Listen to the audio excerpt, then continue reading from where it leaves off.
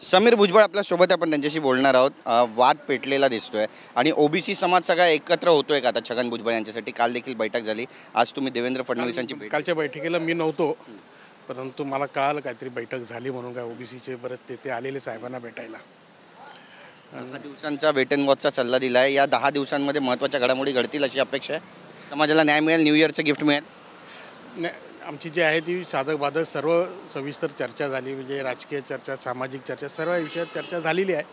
आता एक 8-10 दिवसांनी पुन्हा भेटायचं असं म्हटलेलं आहे, बघू काय होतं। नक्कीच, पण इतर पक्षाचे जे नेते आहेत ते सुद्धा आता तुम्हाला ऑफर देत आहेत थेट की जर तुम्ही आमच्या पक्षात आला तर स्वागत आहे। शरद पवार यांच्या पक्षाकडून देखील तुम्हाला अजून काय माहिती, मला तरी नाही कोणी सांगितलं। निलेश लंके म्हणालेत की छगन भुजबळ जर ऐकले मी, मला नाही माहिती, मला नाही माहिती। पण भूमिका नेमकी काय असणार आहे आता? काही नाही।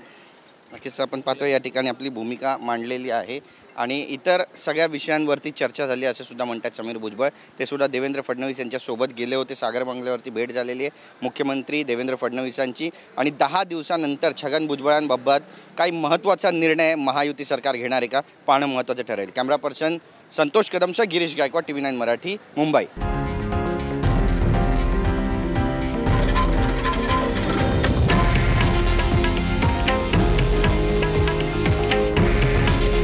हे आहे देशातील नंबर 1 न्यूज नेटवर्क आणि आपण पाहत आहात TV9 मराठी। काळजी तुमची, हित महाराष्ट्राचं।